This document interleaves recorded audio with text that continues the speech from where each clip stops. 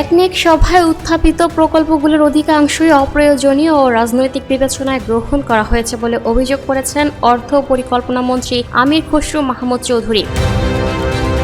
সোমবার 6 এপ্রিল একনেক সভা শেষে সাংবাদিকদের এই কথা জানান তিনি। চলমান পুরানো প্রকল্পগুলো শেষ করে নির্বাচনী ইশতেহার অনুযায়ী শিগগিরই নতুন প্রকল্প নেওয়া হবে জানিয়ে তিনি বলেন, চলমান প্রকল্প পর্যালোচনার জন্য প্রধানমন্ত্রীর নির্দেশে প্রধানমন্ত্রীর অর্থ উপদেষ্টাকে প্রধান করে একটি কমিটি গঠন করা হয়েছে।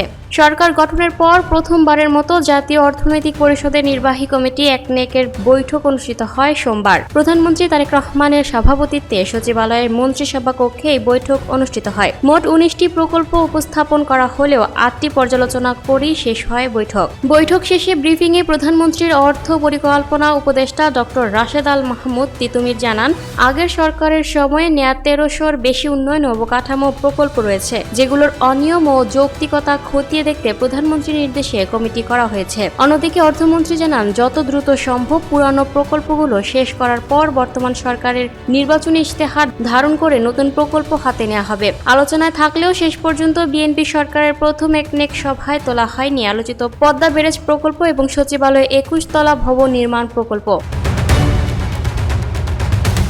Lucky Akter, up to date news, Dhaka.